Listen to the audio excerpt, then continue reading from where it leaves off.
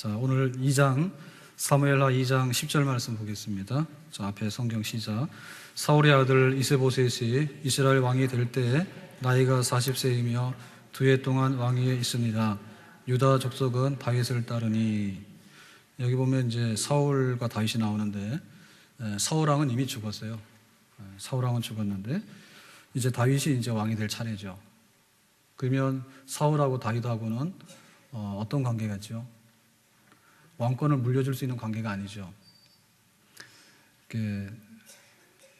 사울은 사울이고 다윗은 다윗이에요. 그래서 이게 이제 우리로 말하면 사실상에 있어서는 고려시대 왕씨 가문이 조선시대 이제 이씨 가문으로 왕조가 옮겨가는 사실은 그런 역사라고 보겠습니다. 그러면 이게 사울이 왕이 됐든 다윗이 왕이 됐든 우리의 관심사는 뭐냐 하면 하나님 나라죠. 그래서 우리가 성경을 보려고 그러면 태초에 하나님이 천지를 지으셨다라는 얘기는 하나님께서 하나님 나라를 건설했다는 얘기죠. 그래서 이제 하나님께서 이렇게 다스리시는데 그게 이제 에덴 동산부터 시작해가지고 모세 시대까지 쭉 할 때 하나님이 하나님의 백성을 다스리는 신정 통치의 시대예요. 그러다가 이제 하나님께서 이제 사사 시대로 들어오게 되면 삼손이라든지 혹은 기드온이라든지 또 드보라라든지 이제 이런 사사를 세워가지고 하나님 나라 통치를 실현합니다. 그래서 이제 사사 시대가 끝나면서 우리에게 왕을 달라 막 그러잖아요. 그러니까 하나님께서 허락은 하시죠. 그래서 이제 왕정 시대로 넘어가게 되는데 처음에 이제 왕이 사울 왕이죠, 그죠? 사울 왕을 통해서 하나님 나라가 어떻게 이제 건설될 건가 그랬는데 하나님께서 기대를 많이 했는데 사실상에 있어서 사울은 실패했어요. 하나님의 그 나라를 건설하기보다는 그 사울의 인기, 그 다음에 그 열방의 왕들을 흉내내가지고 그 주변의 이방 나라들의 왕처럼 하는 그런 세속의 나라로 둔갑해 버렸죠. 그래서 이제 하나님께서 사울을 버리고 이제 사울은 전쟁에 죽었어요. 그래서 이제 다윗을 왕으로 세우게 되는데 과연 다윗을 통해서 하나님의 나라, 하나님의 왕국이 제대로 건설될 건가? 근데 이제 이 전환되는 작업이 만만치가 않아요. 왜냐하면 그 왕이라고 하는 것은요, 혈통에 의존해가지고 세습이 되는 제도거든요. 그러니까 사울 왕을 따르는 추종자들과 사울 왕의 핏줄이 남아 있었다고요. 그래서 사울의 아들이 이스보셋이고 또 군대 장관이 아브넬이에요. 그러니까 이제 아브넬이 중심이 돼가지고 이스보셋을 이제 왕으로 이제 이렇게 추대를 하죠. 사울 왕이 죽자. 그러니까는 사울 왕가는 지속이 됩니다. 그러니까 이제 한 집안에 한 지붕 아래 두 집안이 사는 거죠. 그러니까 이제 다윗은 유다 지파의 왕이 됐지만은 유다 지파는 다윗이 유다 지파잖아요, 그죠? 그러니까는 일찌감치 다윗을 왕으로 모셨어요. 근데 나머지 지파들은 여전히 사울 왕에게 기대를 가지고 있는 거예요. 사울 왕은 죽었지만은 사울 왕의 아들을 통해서 하나님 나라가 건설되지 않을까라는 기대를 가지고 있는 거죠.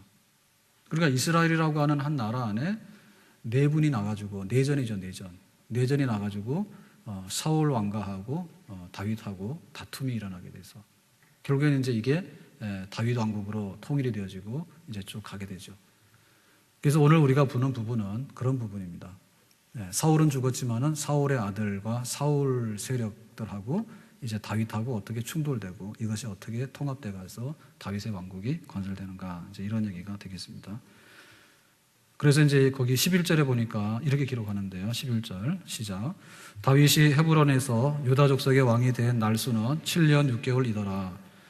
그러니까 이제 유다 족속의 왕으로서 7년 6개월 동안 왕이 되고, 그리고 나머지 33년을 12지파가 왕으로 인정하는 전체 통일 이스라엘의 왕이 되죠. 그래서 다윗은 40년 동안 왕위에 있습니다.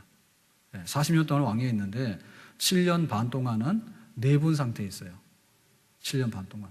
그래서 오늘 이 7년 반 동안에 어떻게 사울의 그 왕가가 완전히 멸망하고 이제 다윗으로 돌아오게 되는가, 그 얘기를 쓰고 있는 거죠. 자, 그래서 3장 1절로 갑니다. 시작. 사울의 집과 다윗의 집 사이에 전쟁이 오래매 다윗은 점점 강하여 가고 사울의 집은 점점 약하여 가니라. 자, 여기서 말하는 집이라고 하는 것은 왕국을 말하는 겁니다. 그죠? 사울 왕가, 다윗 왕가.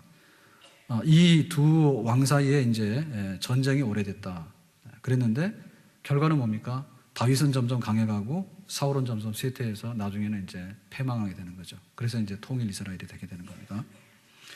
자, 그랬을 때 여기서 이제 우리가 관심 갖는 부분은 이거는 우리가 예상했던 바지요. 전쟁은 있었다. 그러니까는 우리가 이렇게 죄 짓고 마귀의 종로로 타고 마귀의 자녀로 이렇게 살고 있잖아요. 근데 이제 어느 날 예수님을 영접하게 되죠. 예수님 영접하게 되면 성령을 받게 되죠. 그러면 이제 그 마귀가 쉽게 물러가느냐 하면 계속해서 도전을 해요. 그래서 우리가 생명을 얻더라도 당분간은 옛 자아하고 새로 얻은 생명하고 충돌이 많이 일어납니다. 정체성의 혼란도 많이 일어나게 되고요. 그러는 가운데 이제 옛 사람은 죽어지게 되고 새 사람이 이제 주도권을 쥐면서 이제 우리는 정상적인 그리스도인으로 자리를 잡고 그 다음에 그리스도인으로 성장해 나가는 그런 거예요. 그러니까 한 개인이 회심을 하더라도 내가 예수님을 영접했다 해가지고 한 번에 그냥 이렇게 키 큰 그런 성인이 되는 게 아니에요. 우리가 영적으로 보더라도 처음에는 굉장히 미약해. 근데 그것이 이제 사춘기에 들고 청년이 되고 성인이 되면은 정상적인 사람으로 쓰게 되는 거죠. 옛날에 유아 시절은 다 지나가게 되는 거죠. 그게 이제 우리들이 경험하는 그 성화의 과정이에요. 처음에는 육신이 강했다가 나중에 영적으로 강한 사람 되는 거. 그럼 뭐냐 이게 하나님의 나라도 마찬가지라는 얘기죠. 사울은 죽었지만은 사울을 추종하고 가던 이런 사람들이 단번에 다 포기를 하고 다 돌아서는 게 아니거든요. 여전히 사울 왕의 아들을 왕으로 세워가지고 어떤 미련을 갖고 계속 있다고요. 그럴 때 이제 하나님께서 그 사울 왕에게 속해 있던 백성들을 완전히 다윗에게로 돌이키는 그런 역사를 이제 이루게 되는 것이죠. 자, 그랬을 때 이 과정이 싸움은 다윗이 승리하게 되고 사울의 자손들은 점점 약해서 망하게 되는데, 그러니까 한쪽에서는 이제 떠오르는 태양이 되는 거고 한쪽에서는 이제 지는 석양이 되는 거죠, 그죠? 사울의 집은 지는 석양이고 다윗은 떠오르는 태양이 되는 거예요. 자, 이렇게 될 때 그 과정에 있어서 어떤 일이 벌어지게 되는가? 7절 말씀인데 7절 밑에 보겠습니다. 시작. 사울에게 첩이 있었으니 이름은 리스바요 아야의 딸이었더라. 이스보셋이 아브넬에게 이르되 내가 어찌하여 내 아버지의 첩과 통관하였느냐 하니, 밑에 아브넬이 이스라엘 장로들에게 말하여 이르되 너희가 여러 번 다윗을 너희의 임금으로 세우기를 구하였으니. 그러니까 네 분이 일어난 겁니다. 사울이 죽자 사울의 아들 중에 이제 이스보셋이 이제 왕이 됐어요. 그런데 그때 이제 군대 장관이 누구냐면 지금 여기 아브넬이죠. 근데 아브넬이 누구와 통관했습니까? 사울의 첩 중에 리스바라는 첩하고 통관을 했어. 그래서 여기 첩을 취했다는 얘기는 무슨 의미냐면 사울 왕의 왕권을 내가 접수했다 이런 뜻입니다. 그러니까 그 사울 왕의 아들인 이스보셋을 왕으로 허수아비로 세워놓고 실제적으로는 자기가 이제 왕이 됐다. 그런 이제 자기가 이제 그 욕심을 가진 거죠, 그죠? 그러니까 이제 이스보셋이 그거를 두고 볼 수 없잖아요. 그러니까는 우리 아버지의 첩을 갖다가 당신이 이렇게 취하는 거는 잘못된 거다라고 이제 책망을 하죠. 그러니까 여기에 대해서 아브넬이 잘못했다 이렇게 말하는 게 아니고 네가 나를 책망할 수 있느냐? 내 덕분에 먹고 사는 게 아니냐? 그러니까 이 아브넬이 군대를 장악하고 있어가지고 굉장히 다윗에게는 참 힘든 그런 이제 그 사울의 세력이잖아요, 그죠? 그랬는데 이 아브넬이 그 얘기를 듣고 나서 너한테 싫은 소리 들을 것 같으면 내가 다윗에게로 가버리겠다. 나는 다윗에게로 전향하겠다 이런 거죠.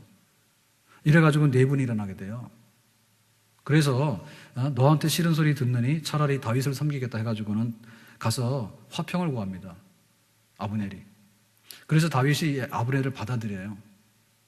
그러니까 이제 사울의 군대 장관이 말하자면 항복을 하고 다윗에게 온 거잖아요, 그죠? 투항을 하고. 그러니까 이제 다윗은 든든하게 되는 거고 그 이스보셋은 이제 혼자 고립된 그야말로 명목상의 왕만 남아있는 이런 모양으로 다윗의 집은 점점 성장하고 사울의 집은 점점 쇠퇴해 가더라. 그래서 우리가 우리 안에 이렇게 보면요, 그 하나님 나라가 흥하게 되는데 그 세상 나라가 망하는 거는요, 가만히 관찰해 보면요, 지들끼리 싸웁니다. 자기들끼리 싸워요. 그래서 결국에는 자중질환이라 가지고 멸망하게 되는 그런 모양이죠.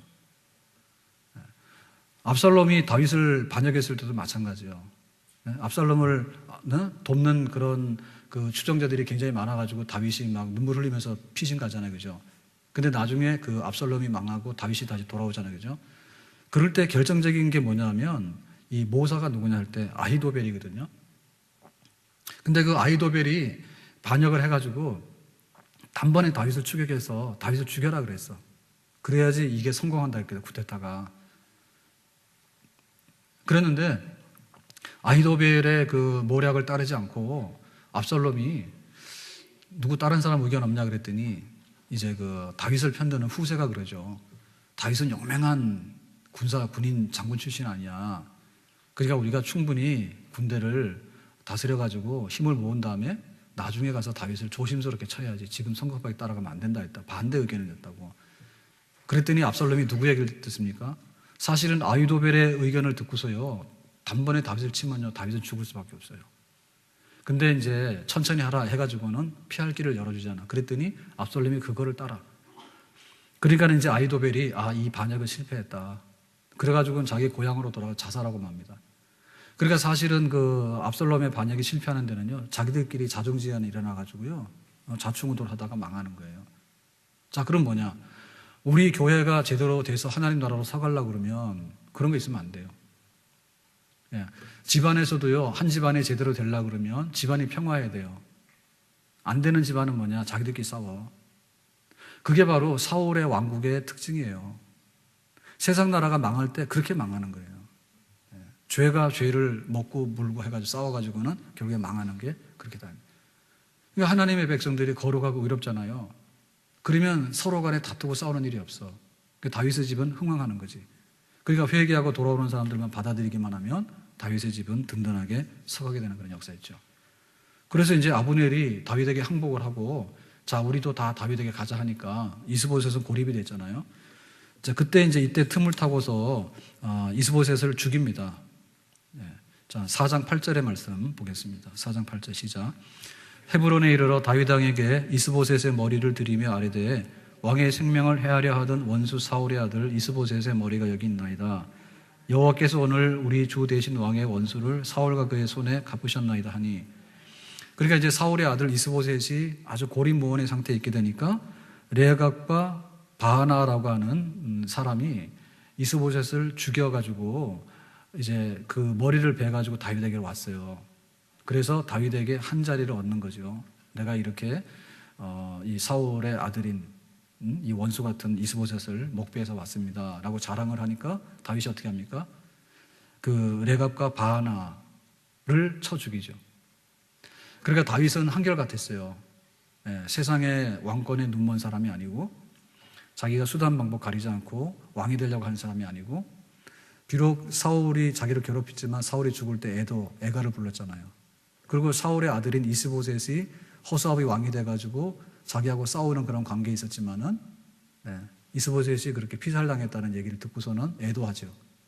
그리고 이제 하나님께서 기름 부은 사울과 그의 아들에 대해서 그렇게 인간적으로 사람을 죽이고 너희들이 그렇게 출세하려고 하면 안 된다 해가지고 목을 베잖아요. 그러니까 이제 사울의 왕국이 성격이 어떤 것인가를 분명히 드러내죠. 사울왕을 죽일 수 있었는데도 2번이나 안 죽였죠, 그죠? 그리고 사울왕이 죽었을 때는 애도했죠. 사울왕의 아들이 죽음으로 인해 가지고 7년 동안의 내전이 끝나는 거예요. 그러면 아주 알터니가 빠진 거 아닙니까? 속 시원하게. 근데도 불구하고 다윗은 그러지 않았어요. 하나님께서 하실 일이 있는데 너희들이 인간의 힘으로 그렇게 사울왕의 자손을 죽이는 것은 잘못됐다 했어요.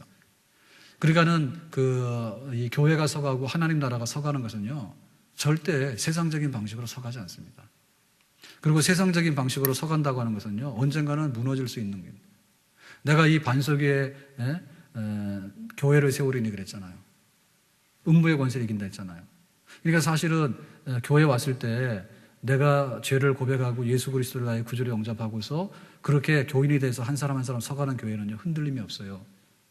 그런데 세상적인 욕심이라든지 세상의 비즈니스라든지 혹은 뭐 세상의 철학이라든지 이런 거를 구해가지고 교회 와서 적당히 주저앉은 사람들은요, 언젠가 가면요 다 빠져나갑니다. 그리고 그렇게 쓴 사람들로 인해 가지고 교회가 싸움이 일어나게, 충돌이 일어나게 되고요. 그러니까 그 하나님의 나라와 교회는 그렇게 서가는 게 아니다. 다윗은 철저하게 인간의 방법을 의지하지 않고 하나님께서 세우시는 나라에 충실했을 때 비로소 12지파가 인정하게 되고 통일 왕국의 왕이 되는 그런 진정한 하나님의 왕으로 세움받은 줄로 믿습니다. 자, 그랬을 때 이제 그 12지파가 다 나와가지고 유다지파 말고 나머지 11지파도 다 나와가지고 다윗을 왕으로 이제 추대하게 되는데 그때 했던 얘기가 밑에 나오는 성경입니다. 같이 5장 2절을 보겠습니다. 시작.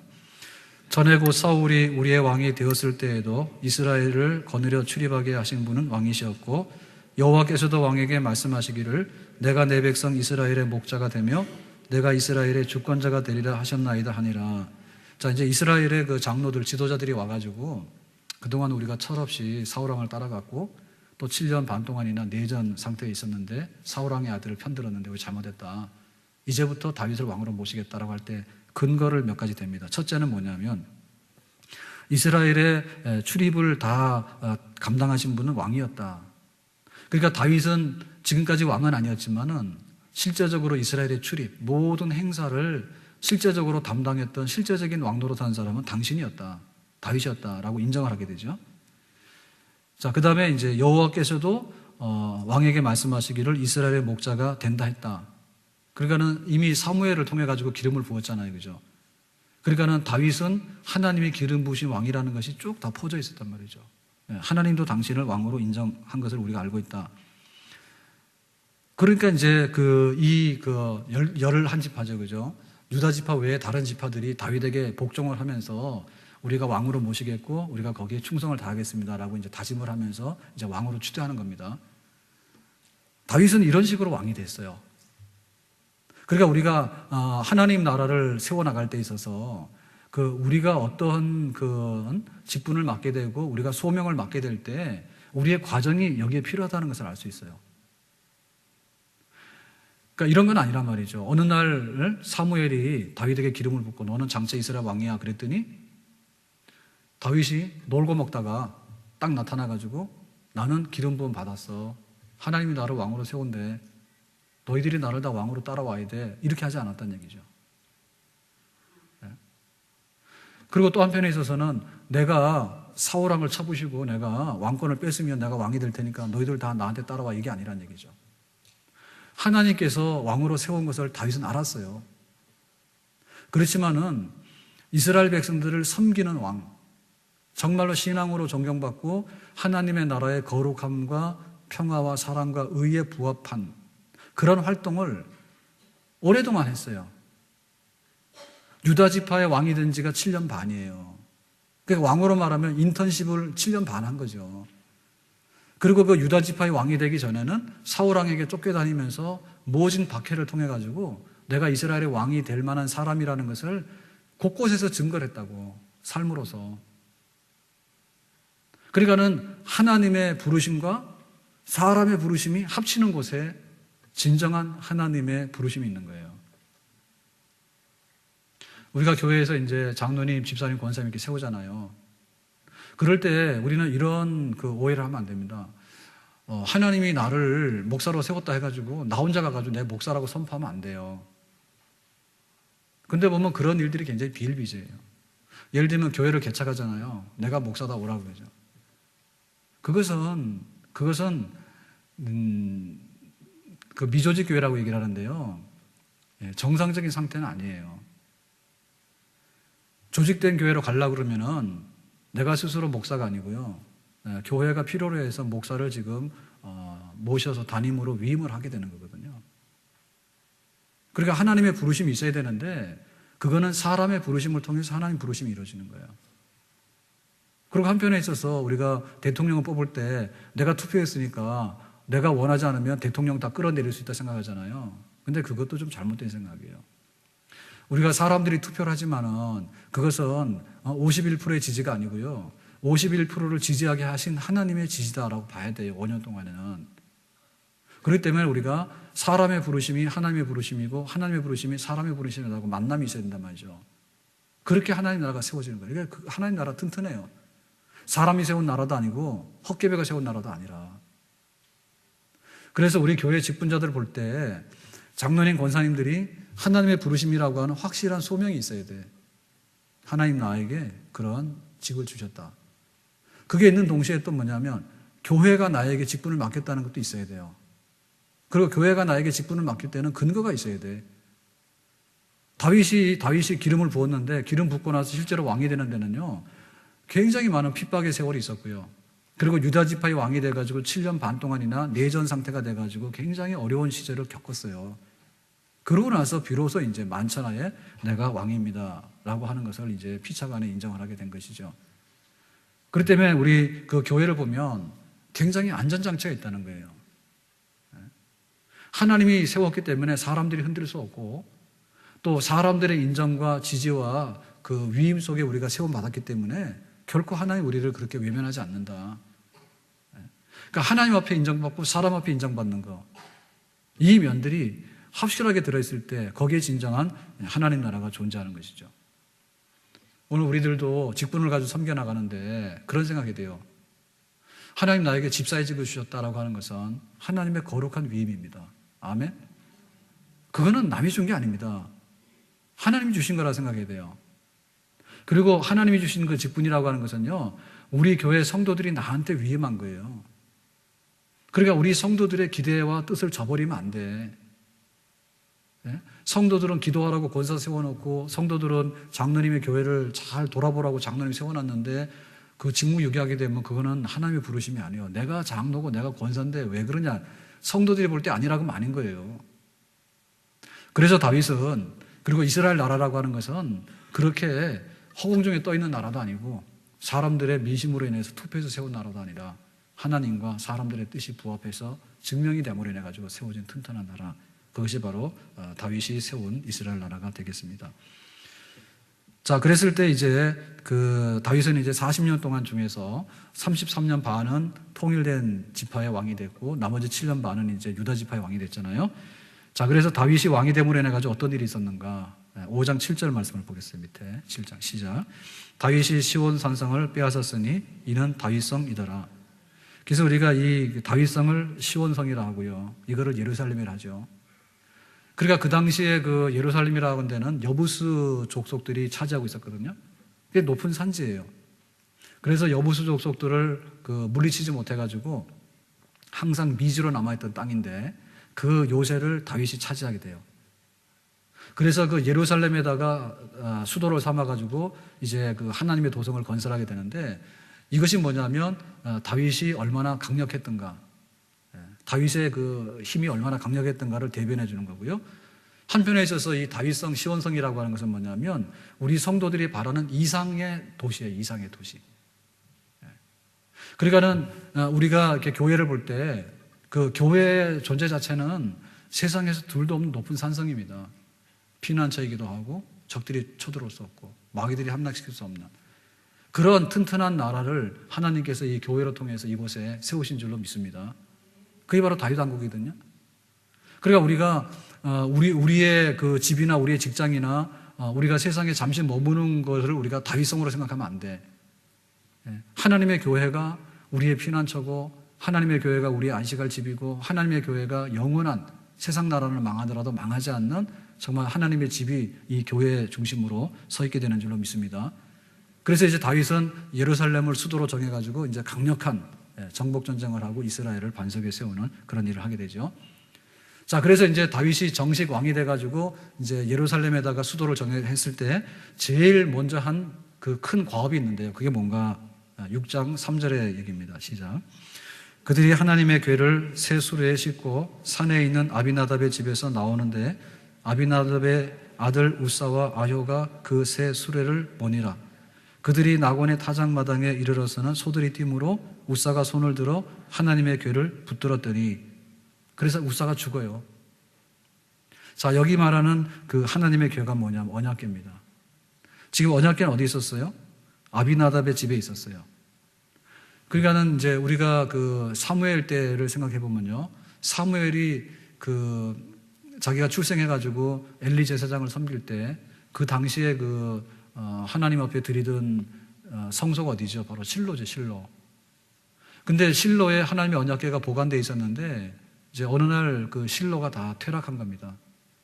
그래서 전쟁터에 가서 뺏기기도 하고, 그래서 나중에 이제 그 베스메서로 가는 소가 이렇게 싣고 와서 다시 반환을 받았는데, 실로는 퇴락하고 하나님의 언약궤가 제대로 대접을 받지 못했어요. 그래서 아비나답의 집에 가 있는데 다윗이 그것을 마음 아파한 거예요. 그래서 지금 그 예루살렘 요새에다가 자기 그 도시를 건설하고 강력한 나라를 세웠잖아요. 그러니까는 이제 언약궤를 아비나답의 집에서 예루살렘으로 모셔오는 거예요. 그러니까 이 예루살렘으로 모셔오는 이 행사는 뭐냐면, 사실상 내가 이스라엘의 왕이 아니고 하나님이 이스라엘의 왕이다.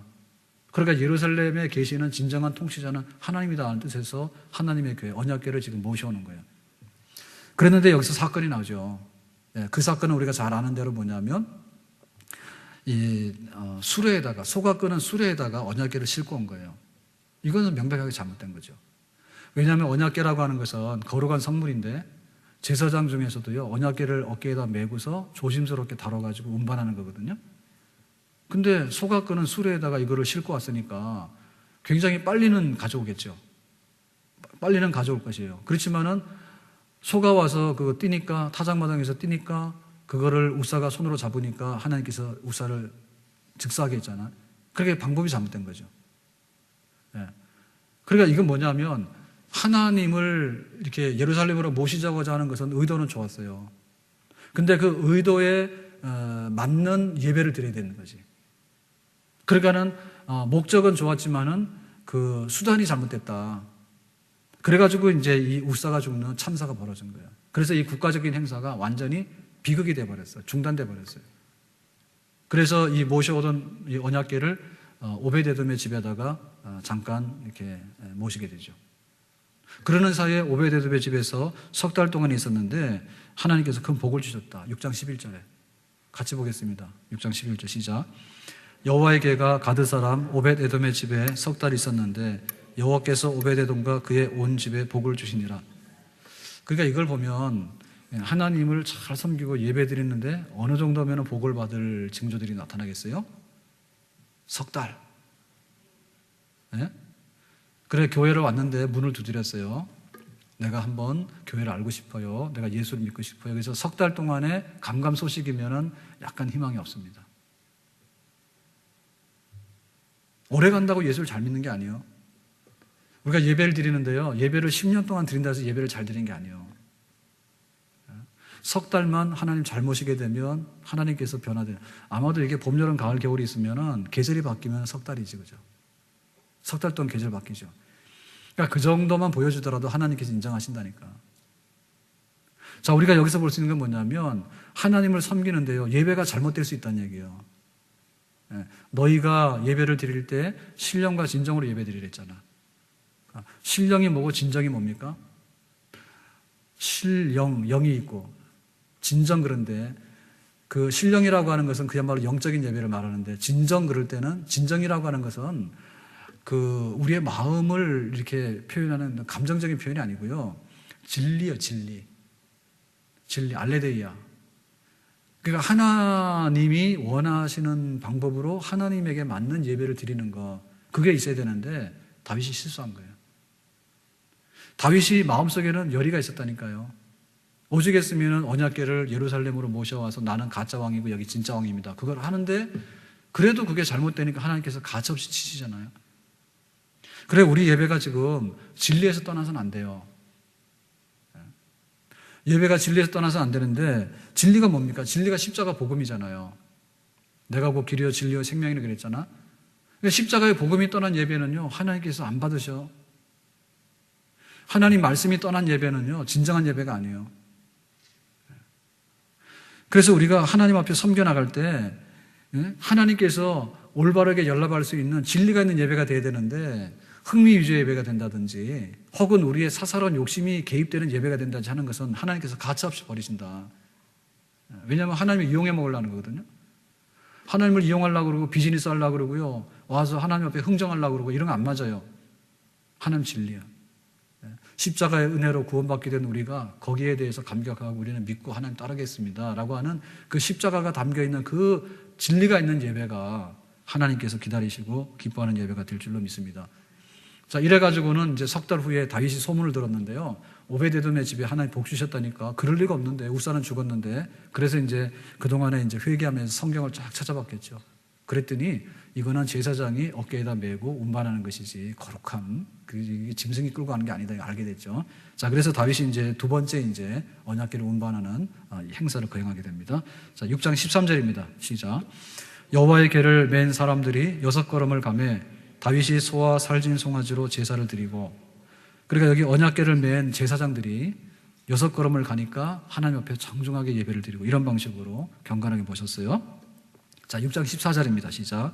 다윗이 여호와 앞에서 힘을 다하여 춤을 추는데 그때 다윗이 배 에봇을 입었더라. 자, 언약궤가 이렇게 예루살렘으로 다 오는데 다윗이 뭐 했다고요? 힘을 다하여 춤을 추는데. 자, 여기서 힘을 다하여 춤췄다는 얘기는 뭐죠? 그야말로 성령에 충만해가지고 기뻤어요. 뭐가 기뻤는가? 하나님이 지금 이 예루살렘으로 오셔가지고 진정한 왕이 되어주시면 얼마나 좋겠는가. 네? 그러니까는 사실은 왕들은 자기가 이렇게 사사로운 모습을 보여주면 위엄이 떨어진다 생각하잖아요. 네? 왕들은 이렇게 거룩하고 위엄에 있고 막 이렇게 그렇게 되지 이렇게 막 천하게 자기 감정을 드러내는 신하들 앞에서 춤을 추고 그렇게 안 하지 않잖아. 근데 다윗이 했다고요. 이거 왜 했습니까? 자기는 왕이 아니야 지금 여기 신하들 앞에서는 왕이지만은 하나님 앞에서는 자기도 백성 중에 하나죠. 그러니까는 하나님의 행차, 하나님이 이제 예루살렘으로 쫙 들어오실 때 내가 어떻게 그렇게 냉랭하게 가만 앉아 있을 수 있겠느냐. 그러니까 일어나서 춤을 추면서 막 했다.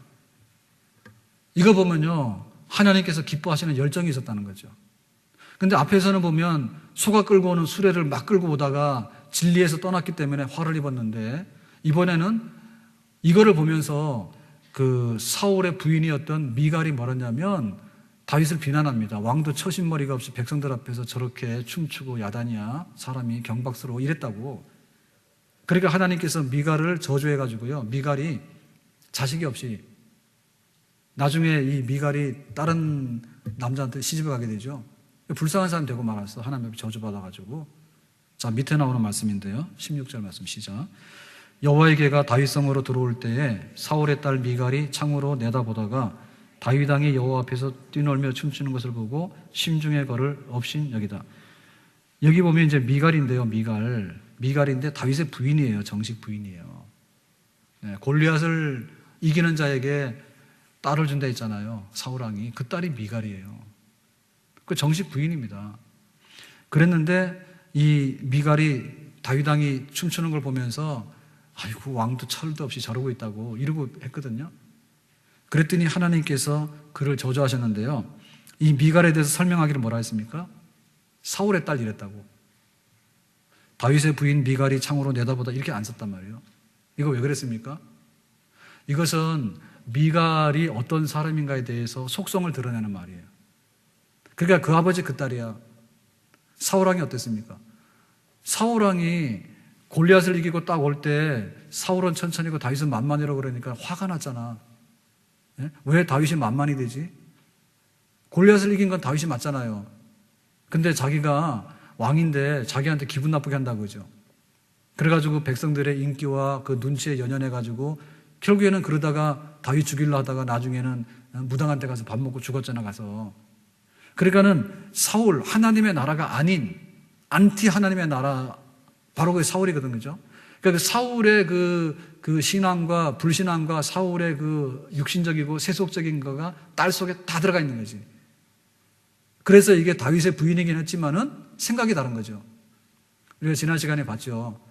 그 나발과 아비가일이 부부였는데 아비가일은 굉장히 현숙하고 다윗을 장차 이스라엘의 왕이 될 사람이다라고 본 반면에 나발은 어땠다고요? 미련하고 못생기고 둔해가지고는 다윗을 보고 뭐라 했습니까? 사울왕을 반역하고 돌아다니는 패거리다 이렇게 얘기를 했잖아요. 그죠? 그러니까 하나님께서 이 나발을 쳐서 죽였잖아. 그러니 이 미갈도 마찬가지죠. 하나님 나라에 맞지 않는 거예요. 그 왜 하나님 나라에 맞지 않느냐? 이 사람은 하나님을 존중히 여겨서 노래하고 찬양하고 하는 거를 싫어하는 사람이야. 그러니까 이 세상의 딸이에요. 세상의 딸. 우리 교회 안에 예배 안에 이 세상의 딸이 있으면 안 됩니다. 사울의 딸이 있으면 안 돼. 오늘 이거 할렐루야 찬양대 보니까 여성 파트는 자리가 꽉 찼더라고. 그런데 남자분들은 다 어디 가셨는지 이거 보니까 없어요. 그래서 그 남자분들이 찬양대 좀 많이 하셔야 되겠어. 그래요. 하나님 찬양은 굉장히 좋은 일이에요. 그러니까는 좋은 일 하는데 빨리 가서 하세요. 채태기도 해라. 자나? 수원서 와가지고. 이거 좀 하세요. 그 교회 안에요. 예배 드리는데요. 사울의 딸이 있으면 안 돼요. 뭐냐면 하나님 찬양하는 거 시큰둥하고요. 예배 드리는데 열의가 없어요. 이거 왜 빨리 안 끝나냐? 에? 너무너무 냉랭하고요. 감동이 없고요. 눈물도 없고요. 아니 노래방 가서 노래 부르라 그러면 1시간이고 2시간이고 자기 돈 내고 막 떠들어 제끼면서요. 교회 와서 찬양하라고 하면 안 해요. 에? 춤도 얼마나 잘 추는지 모르지. 진짜 세상에 춤추는 거 보면요 참 이해가 안 가요. 저 왜 그러지? 그런 생각이 들어요. 세상에 춤추는 거에 대해서는 아주 그냥 다 잘하잖아. 그런데 하나님 앞에 춤추며 그러면요 뿔춤해가지고 안 한다니까. 점점 빼고요. 그럼 뭐냐면 영적으로요 세속의 물들이 거기 꽉 들어가 있어서 그래요. 그러니까 은혜가 없어서 그래요. 은혜가 없어서.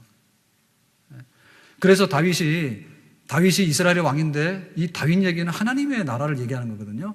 하나님의 나라가 예루살렘에 섰는데 하나님 나라에 왕권이 비어 있잖아요. 그러니까 이제 언약궤를 모시는데 사건이 나고 하는데 신령과 진정으로 진리에서 떠나서 십자가 복음이 떠나가면 예배가 아니고요.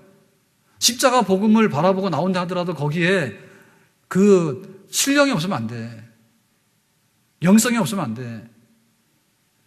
어떻게 내가 한 주간 동안 일하면서 엿새 동안에 힘써 일하면서 내가 주일날 교회 나오기를 기다렸잖아요. 그죠? 엿새 동안에 교회 오고 싶어서 어떻게 참았어요?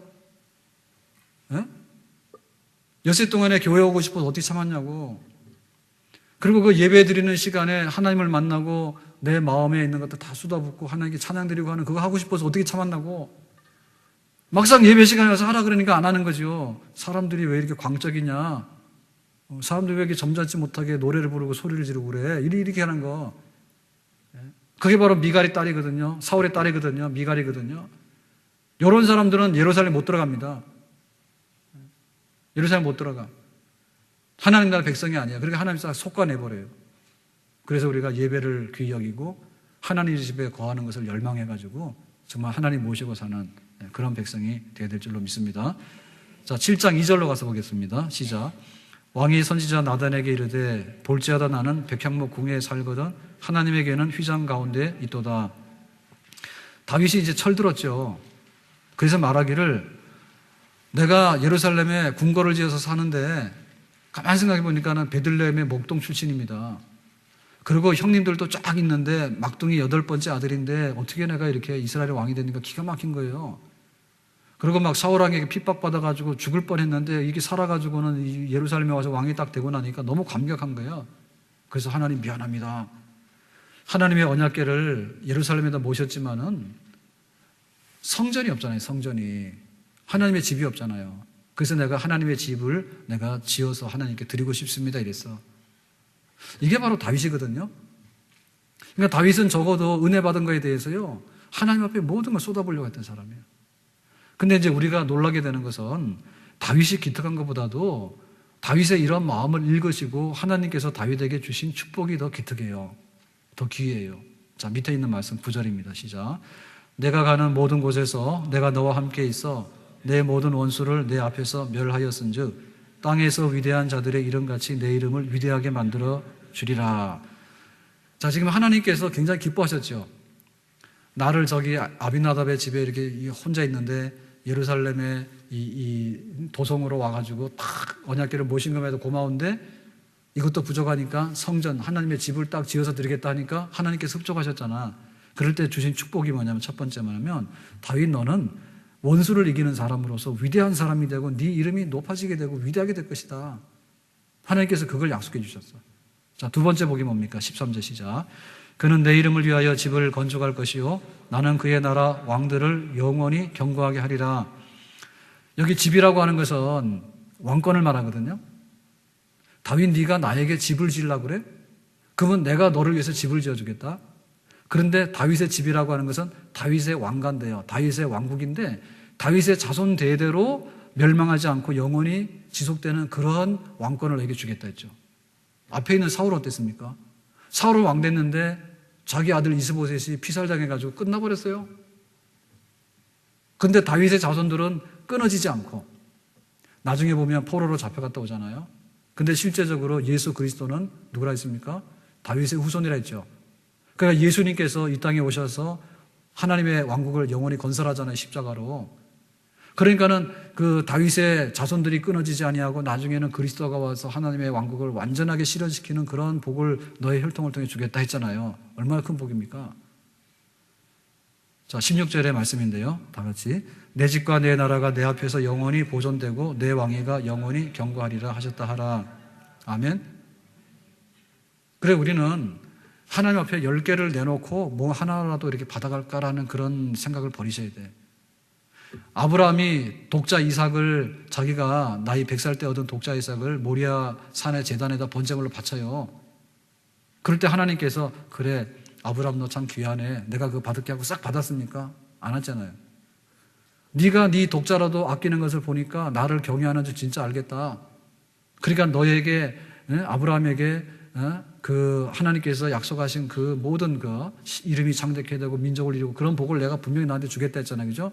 그러니까는 이삭을 바친 것이 굉장히 귀하지만은 하나님께서 오히려 그것보다도 아브라함에게 주신 복이 몇천 배 많잖아요. 믿습니까? 실제로 그렇거든요. 그래서 우리가 이 하나님 나라를 섬기면서 우리는 막 11조도 내고 내가 주일날 가서 예배도 드리고 하는데 하나님 나한테 주는 게 뭐야? 라고 생각하시면 절대 안 돼요. 하나님이 독생자까지라도 주셨다라고 생각해 보면 우리가 하나님께 드리는 거는 진짜 조금밖에 안 되고 하나님께서 우리에게 주시는 사랑은 하늘을 두루마리로 삼고 바다를 먹물로 삼아도 기록할 수 없을 만큼 심히도 창대한 복을 우리에게 주신 줄 믿습니다. 그것을 아는 게 다윗이었어요. 그거 아는 게 다윗이었어. 그러니까 우리가 하나님 나라 왕국의 백성으로 살아갈 때 내가 그 나라와 그 의를 위하면은 이 모든 것을 너에게 더해 주신다. 아멘? 하나님께서 우리 집을 지으신다는 얘기지. 그러니까 우리가 인간 중심의 신앙생활이 아니라 하나님 중심 신앙생활이 되고 내 가족 중심의 신앙생활하면 안 되고 교회 중심 신앙생활이 돼요. 우리 집 많이 잘못되어 있는데 내 가족을 챙긴다 해가 잘 될 일이 없어. 내 가족을 챙기는데요, 옛날에는 어른을 알았다니까. 어른이 알아가지고 대가족 제도화해서 내 가정을 챙기는 그런 게 있었잖아요. 그러니까 공동의 유익이 있었잖아. 근데 지금은 부모도 모르고 형제도 모르고 집에 앉아가지고 문 딱 잠가버리고 자기들끼리 다니고 그러니까 나중에 뭐냐면 아들 하나밖에 없으면 나중에 늙으면 아들 하나가 있는데 아들이 부모 장례식 치르기도 힘들어. 그러니까 그런 가족 사랑은 잘못된 거라니까. 예? 우리가 지금 가족을 사랑하는데요, 내 부모 형제도 모르는 내 가족 사랑은 잘못된 거예요. 근데 그 버릇을 못 고쳐가지고 교회 와서도 그런다니까.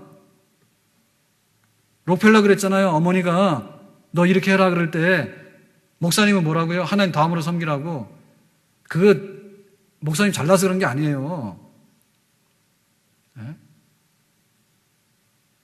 자기 자식보다도 교회 장로님 못하고 자기 저거보다도 목사님 못하고 이렇게 보여가지고 뭐가 되는데 자기가. 그러니까 내 가족 중심이 아니라 교회 중심이 돼야 되는 게 맞아요. 아멘? 우리가 건강한 생태계가 있는데 건강한 생태계를 많이 파괴한단 말이죠. 왜냐하면 돈이라 해서 다 되는 겁니까? 돈이라 해서. 사실 옛날에 비하면 엄청 잘 살죠. 옷이 얼마나 많은지 몰라, 옷이. 옛날에는 그 옷이 없어가지고 다 추워가지고 떨었다니까. 얼어졌고 말이요. 잘 사는 건 맞는데 근데 기본적으로 있는 생태계가 파괴되는 것은 안 되잖아요. 가정이라고 하는 것도 지금 파괴돼가지고요, 자기 핏줄 하나밖에 모르는 맹목적인. 교회 와가지고도 왜 교회 중심으로 하냐고, 내 중심으로 해야 되지. 저는 그런 거 원치도 않지만은 그런 거 버리셔야 돼요. 무슨 뭐 목사님 생일이니까 뭐 어떻게 하고 그런 거 막 교회 시끄럽게 하는 거 저 원치도 않습니다. 근데 목사님 생일이 뭐냐? 우리 뭐 모여서 우리 가족들 어디 가야 되는데 집에 가면 똑같으니까 부모님 생일도 모르면서요. 자기 자식 생일한다 해서 가서 호텔 가서 파티하는 사람들이요. 그러니까 뭐냐면 아주 복을 받을 걸 다 쏟아버려 그냥. 다윗이 왜 복을 받았습니까? 다윗이 나 같은 사람은 왜 여기 궁궐에 와서 있지? 그런데 하나님은 뭐야 이게? 하나님의 언약궤가 지금 어떻게 돼 있는데 이게 비바람 다 맞고 이거 안 되겠는데 해가지고는 성전을 지어드리겠습니다 했더니 하나님께서 다윗에게 주신 복은 영원토록 끊어지지 않는 다윗의 왕국을 건설할 것이고 너의 이름을 창대케 해서 원수들에게 지지 않는 그런 복을 너에게 주리라 했잖아. 하나님이. 하나님께서 우리에게 약속하신 것이 얼마나 큰 것인가에 대해 생각하고요. 나보다는 교회 중심, 내 가족보다는 교회 중심으로 사는 게 맞는 것이고요. 육신보다는요, 영혼을 위해서 투자하는 게 맞는 것이에요. 아멘? 우리가 육신을 위해서 굉장히 많이 투자하잖아. 그렇지만은 주의를 온전히 지키면서 내가 하나님 앞에 영적으로 복받는 것에 대해서 생각하는가요? 영적으로 내가 은혜를 받고 튼튼해지게 되고 영적으로 부유하게 되고 그러면 한 주간 동안의 삶이 순탄하게 되고 하나님께서 예비하신 은혜의 길에 있는 줄로 믿습니다. 영적으로 메말라서 그냥 굶어가지고 먹지도 못해가지고 비틀어져가지고요. 하나님 앞에 너무 많이 하는 것처럼 절대 그렇지 않습니다. 자, 그래서 이제 그 다윗의 왕국이 쓰는 가운데 그 사울 왕하고 너무 다르다는 것을 지금 말씀했어요. 사울은 왕으로 세워놓자마자 뭐 하냐면은 제사 드리지 말자 그러면 제사 드리고 아말렉을 쳐서 진멸하라 그러면 다 숨겨두고 다윗이 충성하게 되면 그걸 시기해서 다윗 잡으러 다니고 하나님께 불순종해가지고 하나님 대답하지 아니하시면은 회개하고 하나님의 뜻을 기다려야 되는데 무당 찾아가서 어떻게 하면 좋겠냐고 그러가지고 밥 주니까 밥 못 가서 죽어버리고 하는 것마다 쪽쪽이 하나님 나라에 반대되는 일을 하다가 비참하게 쓰러져 가지 않았습니까? 반면에 하나님께서 다윗에게 기름 부으셨는데 다윗은 요행이 복을 받은 사람이 아니거든요. 하나님의 나라를 알고 하나님을 인격적으로 모시고 하나님 앞에서 많은 연단을 통해 가지고 드디어 이제 정금 같은 믿음으로 정말 하나님을 섬기고 백성을 섬기는 그런 왕으로 다듬어져 가지고 다윗의 왕국이 건설되지 않습니까? 우리들에게 있어서도요. 우리들의 성향이 너무나 다른 거예요. 우리의 성향이 세속에 찌든 사람으로 가는 건지 그런데 그냥 믿는 척하고 가는 건지 아니면 경건의 능력을 가지고 경건한 모양을 가지고서 내가 이 세상을 슬기롭고 지혜롭게 잘 대처해 나가면서 이 땅을 하나님 나라로 만들어 놓을 수 있는 사람인지 하나님께서 그걸 묻는다고. 지금 이게 점점점 약해져 가서 쓰러져 가는 사울의 편에 드는 사람이 될 것인가 아니면 점점점 강성해져 가지고 하나님께서 튼튼하게 세우시는 다윗의 자손의 반열에 쓰는 사람이 될 것인가. 우리가 목적을 바로 두고요. 야곱이 죽어서 이스라엘이 되지 않습니까? 우리 속에 있는 야곱은 점점 줄어들어야 되는 거예요. 그 대신에 이스라엘이 점점 커져야 되는 거예요. 세상을 향한 욕심은 점점 줄어야 되는 거예요. 그 대신에 하나님을 향한 열망은 점점 커져야 되는 거예요. 그래서 내 속에 그리스도의 형상이 이루어지게 되고 우리 안에 하나님 나라가 건설되는데 정말 하나님 나라 속에 쏙 들어가서 살고 싶은 그리고 날이 갈수록 우리가 거기서 훈련되는 그런 시민이 되기를 주님의 이름으로 축원합니다. 참 많이 변한 것 같아요. 우리가 살지만은 진짜 자유, 정의, 그런 서로 간의 나눔, 협동이 있는 그런 삶을 사는가 볼 때 우리 자유가 잘못하면 방종이 되고요. 잘 사는 것이요. 돈밖에 모르는 사람 되는 것이고요. 나중에 보면 우리가 가지고 있는 것은요. 전부 다 다른 사람들한테 받아서 우리가 가지고 있는 거거든요. 핸드폰을 누가 만들었어요? 내가 만들었는가? 네? 밥을 먹는데요. 내가 농사 짓는 사람이 있어요. 사실은 수도 없이 많은 사람들의 그 피땀이 서로 공유돼 가지고 지금 내가 내 삶을 살고 있거든요. 근데 잘 살게 되면서부터 간에 자기밖에 모르는 거야. 부모 형제도 이웃도 없는 거야. 교회도 없고 말이요. 덕불 장군이고 말이요. 너무나 막 교만하고 말이요. 폐역하고 말이요. 그런데 우리가 지금 살고 있거든요. 그러니까 내가 교회 안에 와서만큼 그리고 하나님 앞에 말씀과 기도와 찬양을 통해서 내가 이 세속을 내가 뿌리치고 어떻게 하면 내가 사울의 나라의 사람이 아니라 다윗 왕국에 속한 사람이 되는가에 대해서 우리가 경건에 이르기를 몸부림치고 우리의 우리의 속성과 우리가 그 적응해 나가는 것이 정말 그 하나님 나라에 그 헤엄치고 나갈 수 있는, 딱 보더라도 이 사람은 대한민국 사람이라고 딱 구분될 수 있는 그런 확실한 시민 내지는 시민의 삶이, 천국 시민의 삶이 우리에게 있기를 주의 이름으로 축원합니다. 국적도 불명이고 문화도 불명이고, 이거 북한 사람도 아니고 남한 사람도 아니고 한국 사람도 아니고, 우리가 그런 세상에 살고 있단 말이죠. 오늘 그 시편에 읽을 그 분량들이 쭉 있는데요. 타이틀을 좀 보겠습니다. 시편 32편 봅시다. 밧세바를 범한 다윗이 지은 참회시 그랬죠. 자, 1절, 4절, 5절 다 같이 읽겠습니다. 시작. 허물의 사함을 받고 자신의 죄가 가려진 자는 복이 있도다. 주의 손이 주야로 나를 누르시오니 내 진액이 빠져서 여름 가뭄에 마름같이 되었나이다. 내가 이르기를 내 허물을 여호와께 자복하리라 하고 주께 내 죄를 아뢰고 내 죄악을 숨기지 아니하였더니 곧 주께서 내 죄악을 사하셨나이다. 자, 지금 여기 그 참회시인데요. 참회시, 하나님 앞에서 눈물 흘리면서 회개하는 시인데, 복이 있죠, 그죠? 여러분, 참회의 눈물을 흘리면서 하나님을 만나는 사람은 복이 있는 사람입니다. 아멘? 이런 거 좀 하세요. 진짜 내가 하나님 앞에서 회개의 눈물을 흘려받는가? 그게 바로 복 있는 사람이에요. 그러니까 이 복이 우리에게 누려지게 되면 이 사람은 진짜 영적으로 살아있는 사람이에요. 거기 뭐라 했습니까? 주야로 하나님께서 나를 누르신다 했죠. 어떨 때? 내가 죄 가운데 있을 때요. 자, 그 다음 뭡니까? 여름 가뭄에 마름이 되면 어떻게 됩니까? 논바닥에다 갈라지죠. 여러분, 우리가 죄가 회개되지 않고 청산되지 않는 가운데 있으면요, 이런 고통이 있는 거예요. 그거 알아요? 근데 이것도 모르면 중독돼가지고 이게 정신을 잃은 사람이지. 죄도요, 너무 많이 짓다 보면요, 나중에는요, 뭐가 이상이 있는지도 몰라, 자기가. 감각이 다 없어져서. 근데 그런 눌리는 상태에 있는 죄 가운데 있는 우리들의 영적인 그 고통을 해결할 수 있는 것은 회개밖에 없어요. 다윗이 그 밧세바를 범하고 나서 얼마나 그 마음에 고통이 있었습니까? 그랬는데 그것이 이제 회개함으로 인해 가지고 씻어지면서 내가 누린 복이 뭔가 했거든요. 이번 주에 가서 꼭 회개할 것이 있으면 회개하고 시편을 지어 오시기를 바랍니다. 아셨어요? 대답을 또 안 해요. 죄진 사람 좀 가서요, 눈물 좀 흘리고 회개하고 좀 오세요. 그리고 나보른다 하지 말고 정말 가슴 깊은 회개의 시를 한번 써보라 말이죠. 자, 6절 말씀 읽겠어요. 시작. 이런 말미암아 모든 경건한 자는 주를 만날 기회를 얻어서 주께 기도할지라. 진실로 홍수가 범람할지라도 그에게 미치지 못하리다. 여러분, 우리가 기도할 때 은혜 받는 것은요, 회개에 대해서 청산되어지게 되면 그때는 홍수가 범람하더라도 끄떡없어 하나님께서 우리의 기도에 응답하시는 줄로 믿습니다. 그래서 저 보세요. 여러분, 기도 응답 받기 원하죠? 그러면은 자기의 죄를 고백하고 기도를 해야 돼. 와가지고 죄 짓는 데다가 엎어서 죄를 짓고요, 꽃배기로 죄를 짓고요, 그러고 나서요 소리만 질러대고요, 그거 안 돼. 제발 좀 하지 마세요. 홍수가 범람할지라도 하나님께서 우리의 기도를 들으시는 것은요, 죄 문제가 해결되고 나면요 딱 서버려요. 하나님께서 우리를 완전하게 책임지신 줄로 믿습니다. 자, 34편.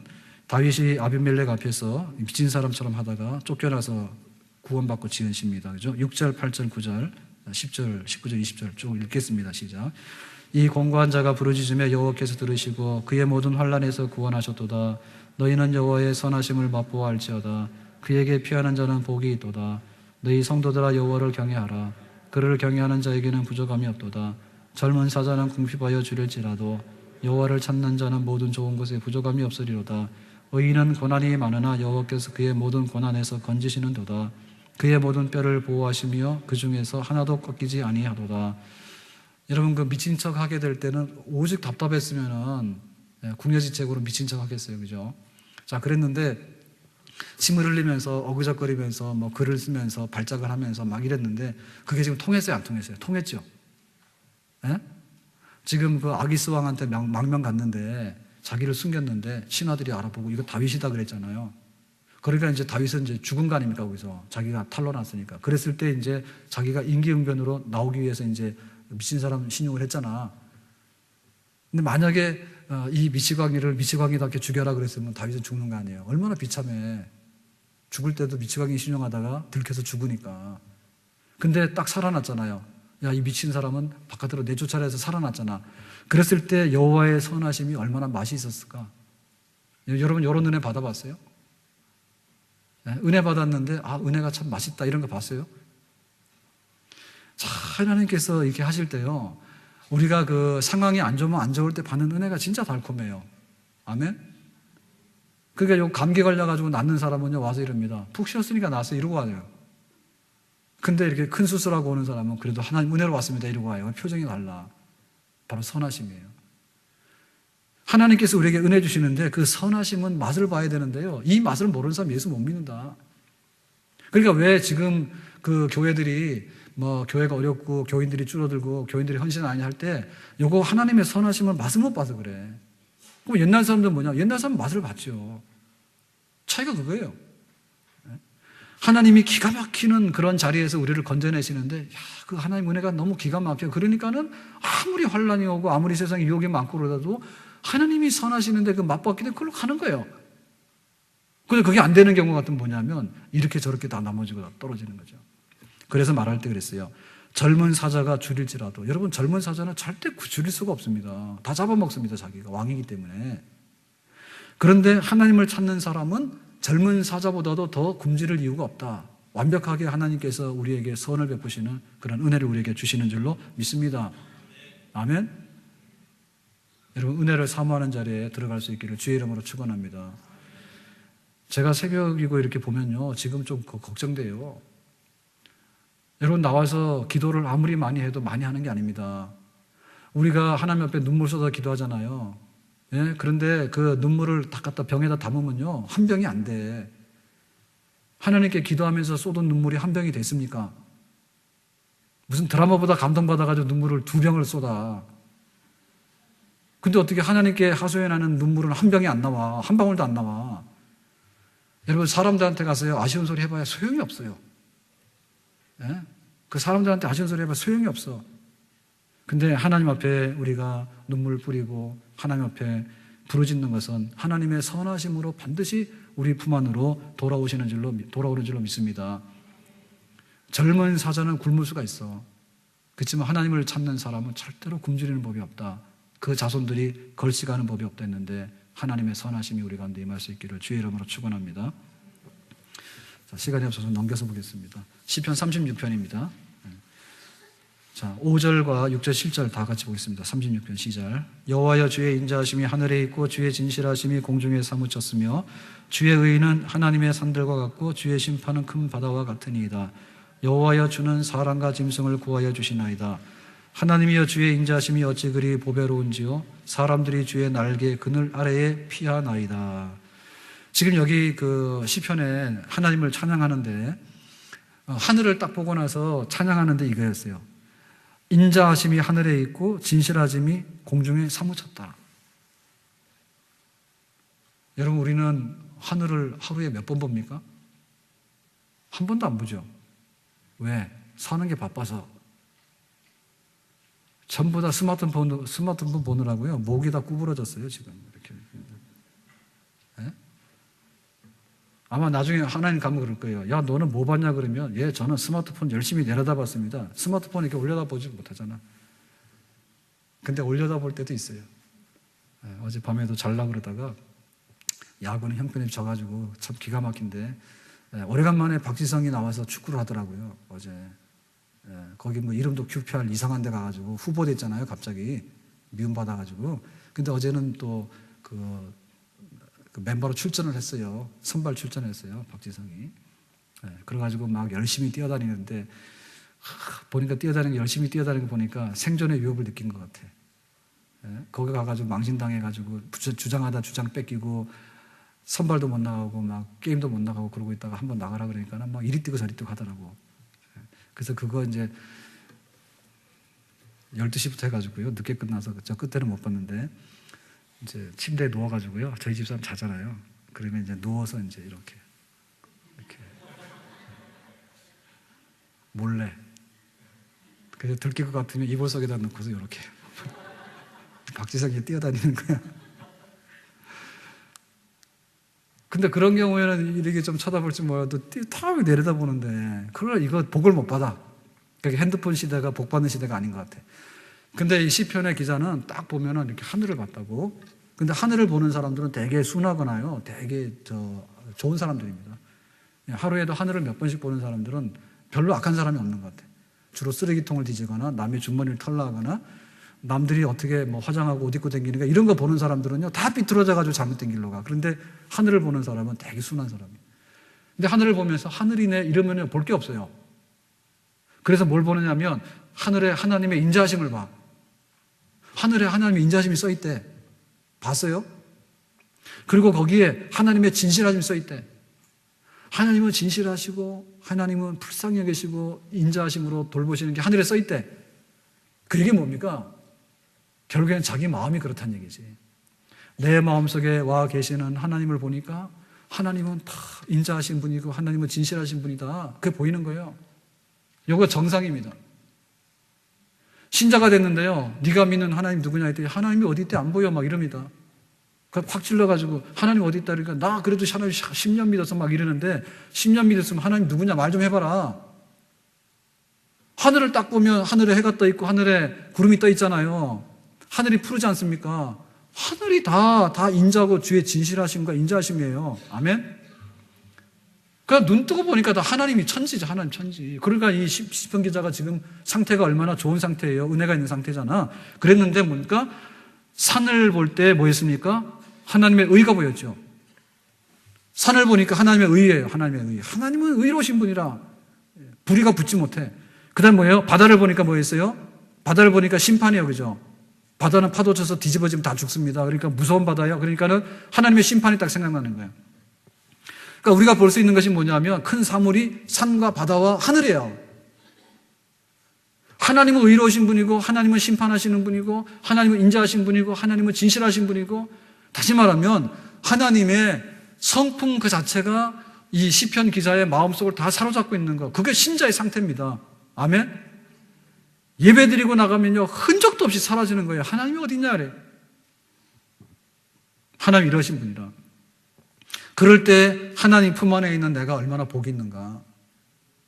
우리도 우리의 영혼을 잘 우리가 간소하고 우리 영혼을 키워가지고 눈 뜨면 하늘이 보이듯이 하나님의 인자가 보이고 눈 뜨면 하늘이 보이듯이 하늘의 진리가 보이고 하나님의 진리가 보이고 정말 산을 보고 바다를 보면 하나님의 의와 심판이 생각나서 하나님만 붙들고 하나님만 알고 싶은 그런 하나님의 백성으로 살아갈 수 있기를 주의 이름으로 축원합니다. 자, 시편 37편으로 가서요. 자, 1절부터 25절까지 쭉 같이 읽겠어요. 시작. 악을 행하는 자들 때문에 불평하지 말며 불의를 행하는 자들을 시기하지 말지어다. 그들은 풀과 같이 속히 배임을 당할 것이며 푸른 채소같이 쇠잔할 것이미도다. 여호와를 기뻐하라. 그가 내 마음의 소원을 내게 이루어 주시리로다. 내 길을 여호와께 맡기라. 그를 의지하면 그가 이루시고 내 의를 빛같이 나타내시며 내 공의를 정오의 빛같이 하시리로다. 악인의 팔은 부러지나 의인은 여호와께서 붙드시는도다. 여호와께서 사람의 걸음을 정하시고 그의 길을 기뻐하시나니 그는 넘어지나 아주 엎드러지지 아니함은 여호와께서 그의 손으로 붙드심이로다. 내가 어려서부터 늙기까지 의인이 버림을 당하거나 그의 자손이 걸시감을 보지 못하였도다. 자, 이게 다윗이요 자기 인생에 그 쭉 살아오면서 마지막에 하나님 잘 믿어야 된다. 그런데 하나님 안 믿고 시험에 드는 사람들이 왜 하나님 믿는데 우리는 이거밖에 안 되는데 안 믿는 사람 저렇게 잘 되냐, 그거 좀 설명하라 그러니까 다윗이 설명하는 겁니다. 자, 그랬을 때 악을 행하는 사람들은 어떻다고요? 여기 보니까 풀같이 배임을 당하고, 여러분 나무를 찍으려고 하면요 우리가 잘 못 찍습니다. 그죠? 그런데 풀 같은 거는요 낫으로 한번 휘두르면 다 배, 순식간에. 그랬는데 푸른 채소같이 쇠잔할 것이라. 이 채소는 그냥 하루 이틀만 물을 안 주면 그냥 딱 시들어 버리죠. 그죠? 악한 자들이 그렇게 된다. 그 다음에 뭡니까? 17절에 악인의 팔은 부러지죠. 뭐 혹시 팔 부러진 분들 두고 하는 얘기는 아닌데, 팔이라고 하는 건 힘쓰는 걸 의미하거든요. 그러니까는 악한 자들은 하나님께서 그냥 다 부러뜨려 놓는다고. 그러니까 악한 자들은 힘 못 쓰게 만든다 그 말이죠. 그랬는데 악한 자들은 넘어지면 못 일어나. 그러니까 그 악한 자들이 이렇게 잘 되는 것처럼 보이는 것은 착시 현상이다. 그러니까 결국에 가서는 악한 자들은 이렇게 되니까 그거 부러워하지 말고 마음에 요동하지 마라 이 말입니다. 자, 그러면 뭐냐? 하나님을 경외하는 사람 어떻게 되죠?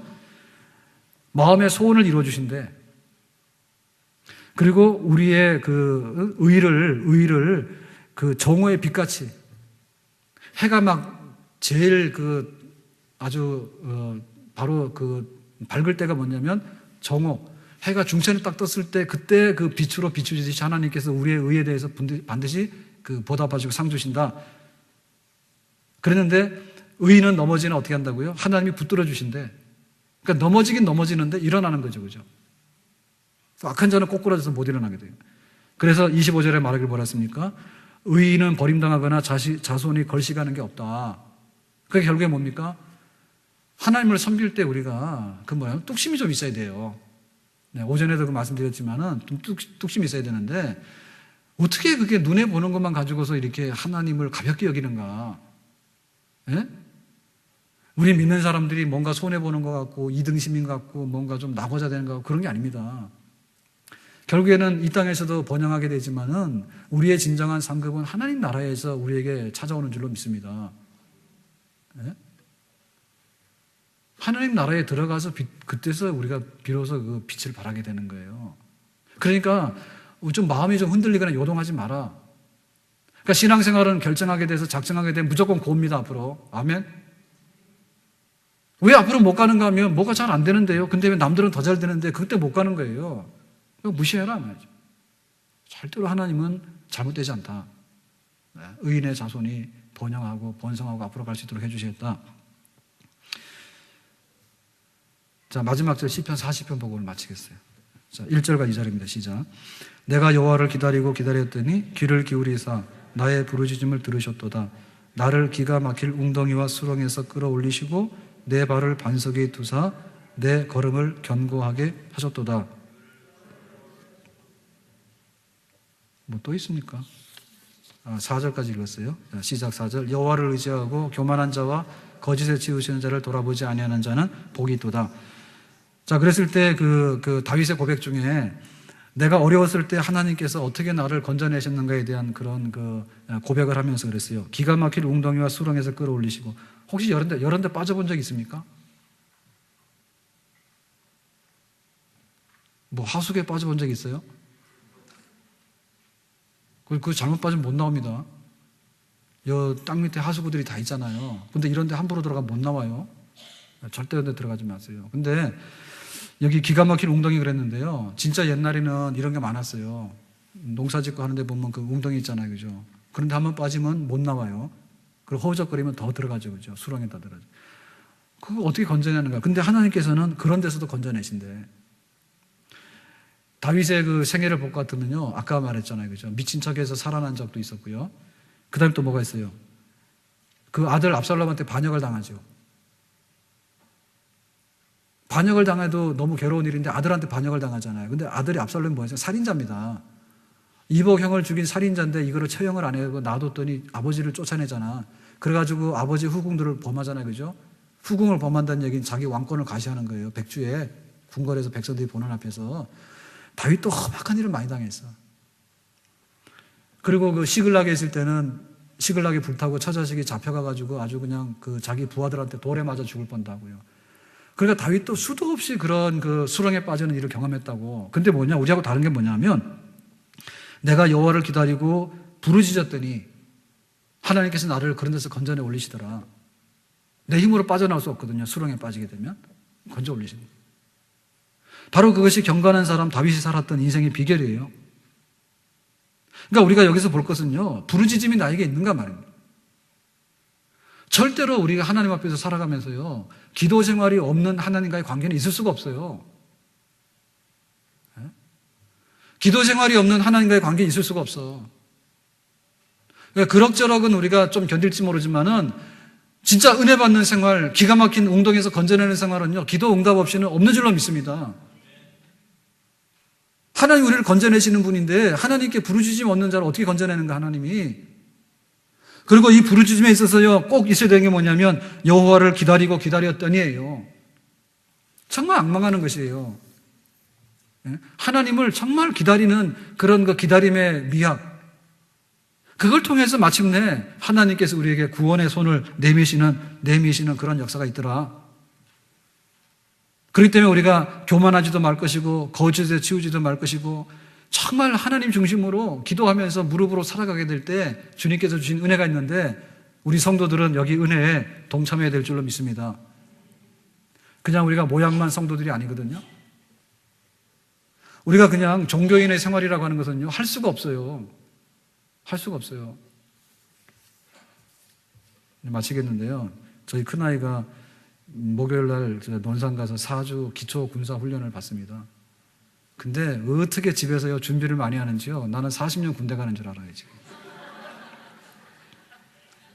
그러니까 우리 청년들 중에 보면 군 미필이 몇 없어. 예훈이 미필이지. 다 군필이에요. 그래가지고 이제 4주 받고 나와서 이제 그 공중보건일을 해야 되는데요. 과연 저 은혜가 있을지 모르겠어요. 저는 그 유명한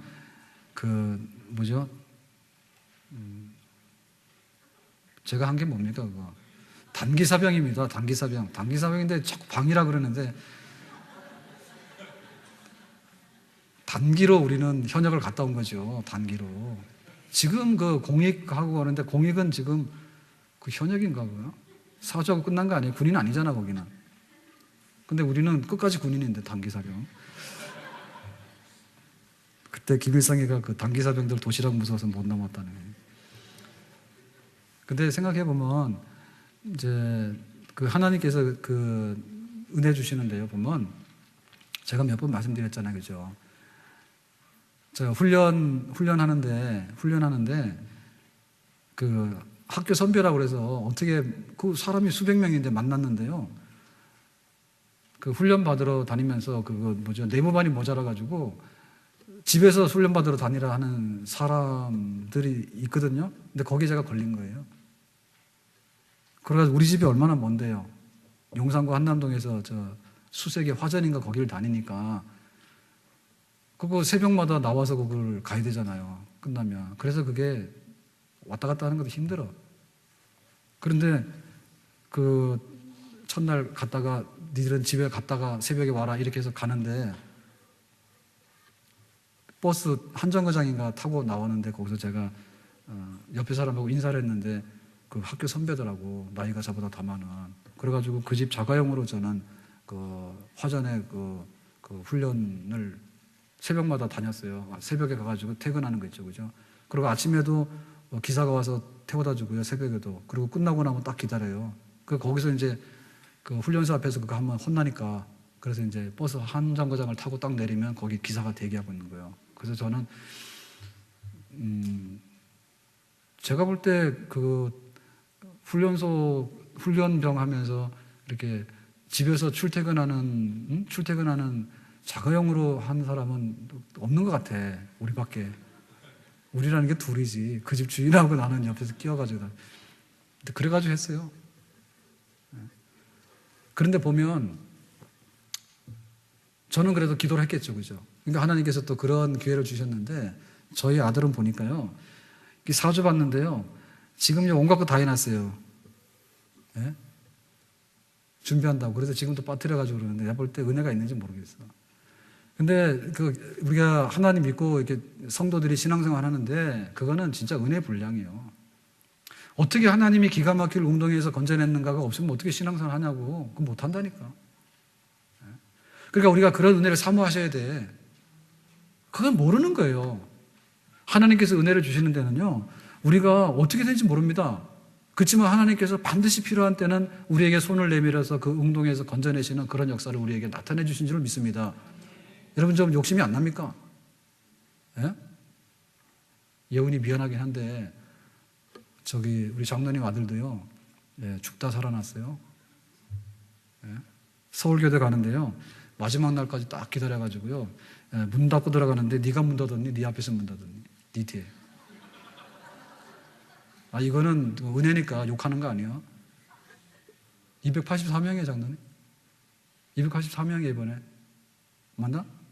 예, 284명 중에서요, 예, 거의 마지막 아니면 그 앞에서 한둘. 그렇게 들어갔어요. 굉장한 실력이죠. 저런 거는 우리가 하려고 해도 못 합니다. 예, 추가 이렇게 막 하는데 요새 입시가 다 그렇잖아요. 근데 사실은 뭐 누가 안 빠져도 뭐 못 가는 거고, 아니 원래 뭐 면접할 때 한마디만 잘했어도 거기 안 걸리지. 근데 어쨌든 간에 네가 걸렸잖아 거기에 추가로. 근데 어쨌든 간에 끝에 해가지고는 문 닫기 전에 이렇게 오라고 해서 갔어요. 너는 기가 막힐 운동에서 건진 거를 항상 기억해야 된다. 예? 저 은혜라니까요. 그래서 아마 제가 볼 때 대학 가서 공부 굉장히 열심히 할 것 같아요. 왜냐면 앞으로 들어가서 잘난 척 했으면 간 논다니까. 우리 부담감 가지라 그 말이다. 저희 그 막내도요, 저 할머니 손잡고 가다가 주일날 예배 드리고 오다가 우리는 아이 셋이 한 10년 동안 저희 어머니가 다 키웠어요. 큰아들, 둘째, 셋째 해가지고 키웠는데 막둥이가 제일 오래 가 있었거든요. 근데 저는 일산에 있고 이제 셋 다 있을 수 없으니까요. 서울에 할머니, 저희 어머니 계셨는데 그 교회 갔다 오다가 애가 넘어졌는데요. 진짜 차가 이렇게 갔어요. 그래가지고 길거리 있는 사람 비명 질러가지고 그러니까는 차 운전하는 사람은 자기도 영문도 모르고 그냥 브레이크를 밟은 거야. 서 있는 거야. 아이가 들어갔으니까 범퍼 밑으로. 근데 앞바퀴대로 끄집어냈잖아요. 근데 여기 딱 찝혔거든요. 요 살만 찝혔어요. 팔이 얼마나 1cm도 안 되지, 이 팔이. 걔가 1.75kg 나오는데. 요만해가지고 딱 찝혔는데요. 한 1cm만 넘어가도 이거 뭐 다 팔 없어지는 거지. 그리고 뭐 조금만 더 가도 그냥 다 찾지도 못하잖아. 근데 그 차 밑에 들어가서. 근데 지금 너 기억나니? 그 자기 기억 안 난대요. 그래서 너는 차 밑에 들어갔다 나온 애야. 너 그걸 잊지 마. 내가 늘 그러는데. 예? 근데 그거는 만들어서 하는 건 아닙니다. 여러분 그런 거 만들어서 하지 마세요. 다쳐요. 차가 여기 애를 눕혀놓고요. 아무리 운전 잘해서 그거 베스트 드라이버를 하더라도 그거 못 가. 어떻게 가 겁나서. 그랬는데 넘어진 놈을 모르고 그냥 지나갔는데 딱 섰는데 어떻게 끄집어냈는데 여기만 딱 찝히고요. 하나도 안 다쳤어요. 여기만 딱 살만 딱 찝혔어요. 그래 작긴 하지만은 멀쩡하잖아요. 하나님께서 그거 이렇게 하시는데요. 진짜 1.1핵도 없는 필요할 때는 하나님 그렇게 하시는 것 같아. 그러니까 제 얘기는 뭐냐면 그런 거 좀 맛보시란 말이에요. 아셨어요? 아멘? 하나님이 우리에게 은혜 주시기를 원하셔요. 그런데 다윗은 부르짖었는데 우리는 입 다물고 있어. 그리고 한 번 하다가 그 다음에 안 해버려. 기다리고 기다렸더니 은혜를 사모하는 백성 하나님께서 정직하게 약속하신 은혜를 주실 줄로 믿습니다. 기도하고 마치겠습니다.